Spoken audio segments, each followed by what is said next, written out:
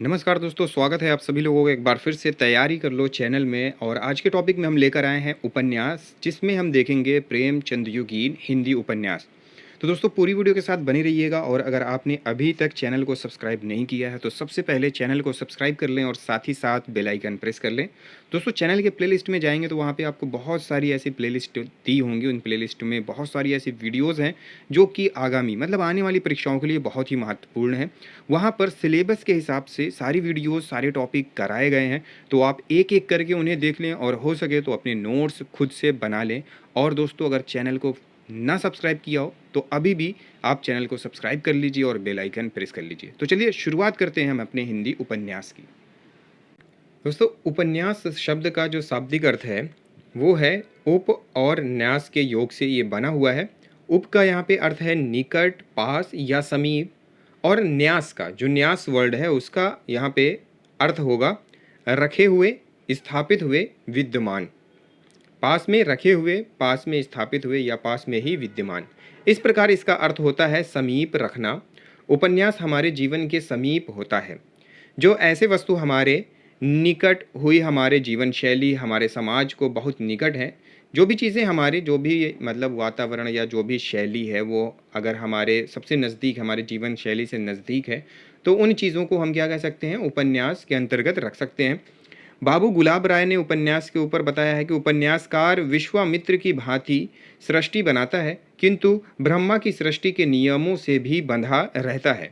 उपन्यास में सुख दुख, प्रेम, ईर्ष्या, द्वेष, आशा, अभिलाषा, महत्वाकांक्षाएं, चरित्रों का उत्थान पतन आदि जीवन के सभी दृश्यों का समावेश रहता है। डॉक्टर श्याम सुंदर दास जी ने उपन्यास पर कहा है, उपन्यास मनुष्य के वास्तविक जीवन की काल्पनिक कथा है। डॉक्टर एच लॉरेंस का कहना है, उपन्यास जीवन की एक उज्जवल पुस्तक है। पुस्तकें जीवन नहीं है, वे सिर्फ हवा में थरथराहट पैदा करती हैं, लेकिन उपन्यास एक ऐसी थरथराहट है जो समूचे जीवित मनुष्य को कंपा सकती है। कविता, दर्शन, विज्ञान तथा किसी भी पुस्तक की थरथराहट से कहीं जबरदस्त उपन्यास की थरथराहट है। हिंदी का प्रथम उपन्यास, इसमें बहुत ज़्यादा मतभेद भी है, कई लोगों ने अलग अलग तरीके से बताया है। कुछ लोग रानी केतकी की कहानी के संबंध में इस उपन्यास को जोड़ते हैं कि यह पहली कहानी है। जो इस रचना में कहानी शब्द जुड़ा होने के कारण इसे उपन्यास से अलग किया जाता है, मतलब अलग मानते हैं कुछ लोग कि इसमें कहानी है इसलिए ये उपन्यास नहीं है। सन 1877 में श्रद्धाराम फुल्लौरी कृत भाग्यवती तथा सन 1882 में श्रीनिवास कृत परीक्षा गुरु को प्रथम उपन्यास माना जाता है। भाग्यवती उपन्यास में भगवती के चरित्र में सद्व्यवहार और सेवा के महत्व पर बल देते हुए सुधारवादी प्रवृत्ति परिलक्षित होती है। परीक्षा गुरु में समकालीन मध्य वर्गीय समाज और उसकी समस्याओं को चित्रण किया गया है। कुछ विद्वान रचना तिथि, विषय वस्तु और औपन्यासिक तत्वों की दृष्टि से हिंदी का प्रथम और मौलिक उपन्यास श्रद्धाराम फुल्लौरी की भाग्यवती को मानते हैं। श्री कृष्णलाल ने देवकीनंदन खत्री द्वारा रचित चंद्रकांता को हिंदी का प्रथम उपन्यास माना है। किसने? श्रीलाल जी ने। हजारी प्रसाद द्विवेदी ने भारतेंदु द्वारा रचित पूर्ण प्रकाश और चंद्र प्रभा को हिंदी का प्रथम उपन्यास माना है। बाबू राधा कृष्णदास का निसहाय हिंदू, बालकृष्ण भट्ट के नूतन ब्रह्मचारी और 100 अजान एक सुजान, किशोरीलाल गोस्वामी का लौंग लता को भी आरंभिक उपन्यास में रखा जाता है। प्रेमचंद को उपन्यासकारों में केंद्र बिंदु मान ले तो उपन्यास को 3 चरणों में बांटा गया है। वो चरण कौन कौन से हैं? प्रेमचंद पूर्व हिंदी उपन्यास, प्रेमचंद युगीन हिंदी उपन्यास, प्रेमचंदोत्तर हिंदी उपन्यास और अंत में समकालीन हिंदी उपन्यास। प्रेमचंद पूर्व हिंदी उपन्यास में देवकीनंदन खत्री उपन्यासकार में गोपाल राम गहमरी, किशोरीलाल गोस्वामी, पंडित बालकृष्ण भट्ट, ठाकुर जगमोहन सिंह, लज्जा राम मेहता का नाम आता है। देवकीनंदन खत्री की बात करें तो हिंदी के प्रारंभिक उपन्यास लेखकों में बाबू देवकीनंदन खत्री ने विशेष ख्याति पाई है। इन्होंने तिलस्मी एवं अयारी उपन्यासों की रचना करके पाठकों का पर्याप्त मनोरंजन किया है। ऐसा कहा जाता है कि देवकीनंदन खत्री के उपन्यासों को पढ़ने के लिए ही बहुत से हिंदी भाषियों ने हिंदी भाषा सीखी थी। मतलब इनके जो उपन्यास थे वो बहुत ही अच्छे होते थे, तिलस्मी और अय्यारी वाले उपन्यास होते थे, अट्रैक्ट करते थे लोगों को। तो उन उपन्यासों को पढ़ने के लिए लोगों ने हिंदी सीखी थी, जिसमें चंद्रकांता 1891 ईस्वी, चंद्रकांता संतति, भूतनाथ, पहले ये 6 भाग में था, काजर की कोठरी, कुसुम कुमारी, नरेंद्र मोहनी, वीरेंद्र वीर, कटोरा भर खून। हिंदी में तिलस्मी अयारी उपन्यासों के प्रवर्तक भी बाबू देवकी नंदन खत्री को कहा जाता है। चंद्रकांता उपन्यास की नायिका विजयगढ़ की राजकुमारी चंद्रकांता और नवगढ़ के राजकुमार वीरेंद्र सिंह नायक हैं। चंद्रकांता की सफलता से प्रेरित होकर खत्री जी ने 24 भागों वाली विशाल उपन्यास चंद्रकांता संतति की भी रचना की। असामयिक मृत्यु के कारण भूतनाथ उपन्यास केवल 6 भागों में ही लिख पाए थे। उसके बाद के शेष 15 भाग उनके पुत्र दुर्गा प्रसाद खत्री ने पूर्ण किए। तो ये प्रश्न भी पूछा गया है कि भूतनाथ उपन्यास को किसने पूर्ण किया? दुर्गा प्रसाद खत्री, जो कि इनके पुत्र थे। फिर है गोपाल राम गहमरी।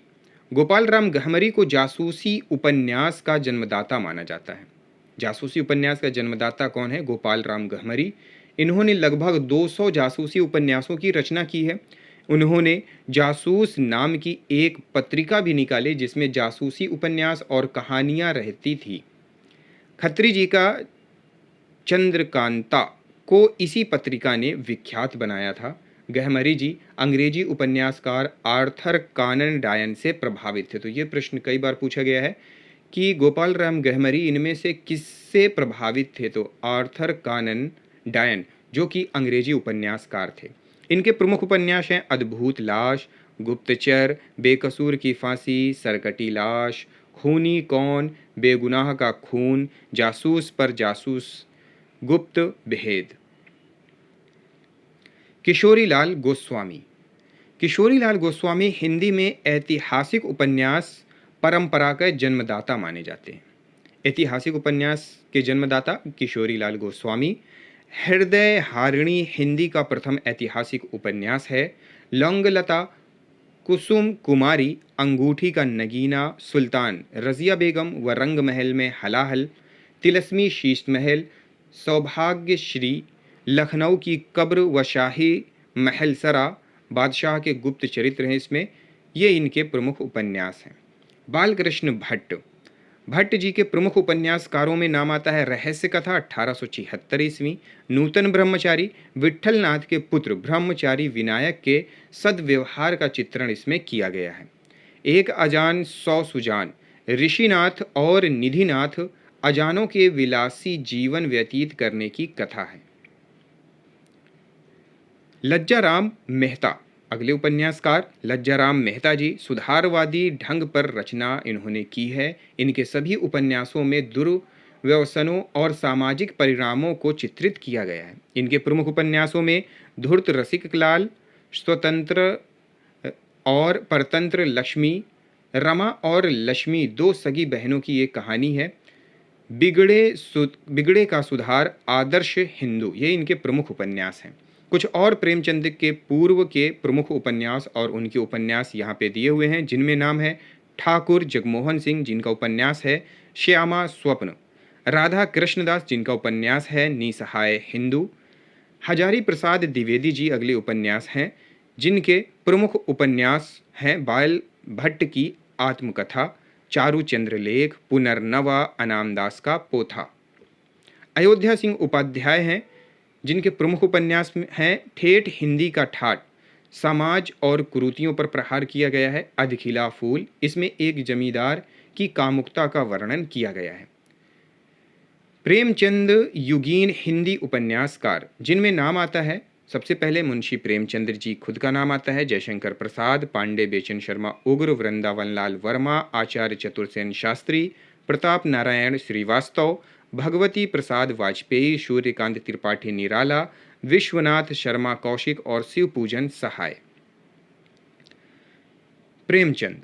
प्रेमचंद का जन्म 31 जुलाई 1880 ईस्वी को वाराणसी के निकट लमही गांव में हुआ था। प्रेमचंद्र जी जन्म पत्री का नाम धनपत राय श्रीवास्तव था, इनका ओरिजिनल नाम। चाचा ताऊ का मुंह बोला नाम नवाब राय था। मित्रों द्वारा दिया हुआ नाम बम्बक था। उनके 3 बहनें थीं, उनमें से 2 तो पहले ही मर गई थी, तीसरी बहन जो जिंदा थी उसका नाम था सुग्गी। उनकी माता का नाम था आनंद देवी और पिता का नाम था अजायब राय। प्रेमचंद आर्य समाज से प्रभावित रहे हैं। उनका पहला विवाह सफल नहीं रहा, इस कारण दूसरा विवाह बाल विधवा शिवरानी से किया गया। उनकी 3 संतान श्रीपत राय, अमृत राय और कमला देवी थी। सन 1908 में हमीरपुर जिले के महोबा में डिस्ट्रिक्ट बोर्ड के सब इंस्पेक्टर नियुक्त किए गए। फिर सरकारी स्कूल बस्ती में असिस्टेंट टीचर बन गए। बाद में गांधी जी के असहयोग आंदोलन से प्रेरित होकर नौकरी से इस्तीफा दे दिया। प्रेमचंद पहले उर्दू में नवाब राय नाम से लिखते थे, किंतु किस नाम से? नवाब राय नाम से। सन 1910 में उनकी कहानी सोजे वतन राष्ट्रीयता की भावना से परिपूर्ण थी को हमीरपुर के जिला कलेक्टर ने जब्त कर नष्ट कर दिया था। उस समय तक धनपत राय नाम से ये लिखते थे उर्दू में। इस समय ये धनपत राय से फिर लिखने लगे थे। उर्दू में प्रकाशित होने वाली ज़माना पत्रिका के संपादक और उनके दोस्त मुंशी दया नारायण निगम ने इन्हें प्रेमचंद नाम से लिखने की सलाह दी। लंबी बीमारी के बाद वाराणसी में ही 1936 ईस्वी को इनका निधन हो गया।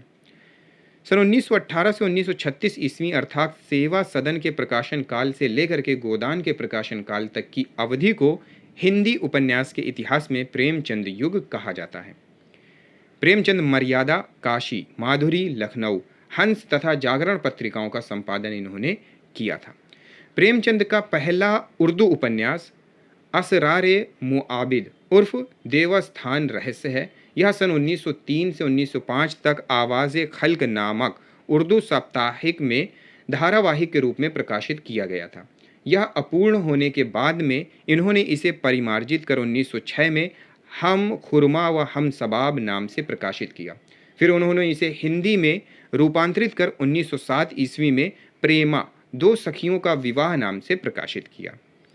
इस प्रकार आरंभिक उपन्यासों में असरारे मुआबिद उर्फ देवस्थान रहस्य 1903, प्रेमा 2 सखियों का विवाह 1907, जज्ब-ए-इसार, रूठी रानी उर्दू तथा किसना 1907 ये इनके उल्लेखनीय हैं प्रथम उपन्यासों में। सेवा सदन 1918 ईस्वी, वरदान 1920, प्रेमाश्रम 1922, रंगभूमि 1925, कायाकल्प 1926, निर्मला 1927, प्रतिज्ञा 1927, गबन 1931, कर्मभूमि 1932, गोदान 1936, मंगलसूत्र ये इनका अपूर्ण उपन्यास है। जज्बे हिसार जिसका हिंदी रूपांतरण वरदान है, गोदान। हम खुरमा व हम सबाब हिंदी रूपांतरण प्रेमा परिवर्तित कर प्रतिज्ञा ये इनका उपन्यास है। सन 1918 ईस्वी में उपन्यास के लिए महत्वपूर्ण है क्योंकि इसी वर्ष प्रेमचंद्र सेवा सदन उपन्यास को लेकर प्रस्तुत हुए थे। प्रेमचंद की यह रचना सबसे प्रौढ़ रचना है। यह रचना बाद में बाज़ारे हुस्न नाम से उर्दू में भी प्रकाशित की गई थी। इसी प्रकार प्रेमाश्रम, रंगभूमि क्रमशः गोशिए आफियत और चौगाने हस्ती नाम से उर्दू में लिखे गए थे, किंतु प्रकाशित पहले ये हिंदी में ही हुए थे। वैसे मूल रूप से हिंदी में लिखित उनका पहला उपन्यास काया कल्प है। इसके बाद उन्होंने सभी उपन्यासों की रचना हिंदी में की है। सेवा सदन बाज़ारे हुस्न, इसमें वैश्यावृत्ति पर, वैश्याओं की जो समस्याएं होती थी उन पर इन्होंने तीखा प्रहार किया है। वरदान जज्बे हिसार 1920, इस उपन्यास में इन्होंने अनमेल विवाह की समस्या को उजागर किया है। प्रेमाश्रम जिसे गोशिए आफियत 1922 ईस्वी के नाम से जाना जाता है, इस उपन्यास में उन्होंने जमींदार और किसानों के बीच जो संघर्ष है, जो रोष है, जो शोषितों को परेशानियां होती हैं, जो शोषितों को जमींदार लोग परेशान करते हो, उस पर प्रहार किया गया है। रंगभूमि चौगाने हस्ती 1925 ईस्वी, आकार की दृष्टि से यह सबसे छोटा उपन्यास माना जाता है। इसमें विदेशी उद्योगों का विरोध तथा राष्ट्रीय आंदोलन का चित्रण हुआ है। इसका प्रमुख पात्र है सूरदास, एक अंधा भिखारी था ये। कायाकल्प 1926, यह प्रेमचंद्र का पहला ऐसा उपन्यास है जिसकी मूल पांडुलिपि हिंदी में मिलती है। निर्मला 1927 ईस्वी, यह एक समस्या प्रधान उपन्यास है। इसमें लेखक दहेज प्रथा, अनमेल विवाह जैसी कुरीतियों का वर्णन करता है। प्रतिज्ञा वस्तुतः प्रेमा उपन्यास का परिवर्धित रूप है। गबन 1931 इस उपन्यास की प्रमुख नायिका जालपा के प्रेमचंद ने मध्यम वर्गीय स्त्रियों में पाए जाने वाले आभूषण प्रियता के दुष्परिणामों का चित्रण किया है। कर्मभूमि इसके कथानक में मुख्य रूप से राजनैतिक समस्याओं के साथ साथ अछूत समस्या, किसानों की समस्या, मध्यम वर्गों की समस्या को उजागर किया गया है। धार्मिक पाखंड का भी इसमें वर्णन किया गया है। गोदान 1936 ईस्वी गोदान प्रेमचंद के उपन्यास में ही नहीं बल्कि संपूर्ण हिंदी साहित्य जगत में सर्वश्रेष्ठ उपन्यास माना जाता है। अंग्रेजी शासन में किसान के प्रति रोष की भावना जो रहती है, अंग्रेजों ने कैसे उनका दमन किया, ये सारी चीज़ों का इसमें वर्णन।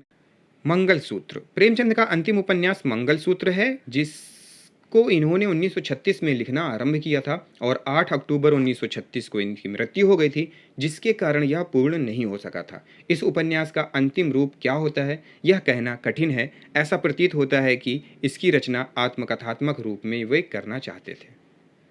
तो दोस्तों, यदि आज की वीडियो और भी इसमें कुछ टॉपिक्स हैं वो हम अगली वीडियो में देखेंगे। इस वीडियो को देखने के लिए, समझने के लिए आप सभी लोगों का बहुत बहुत धन्यवाद।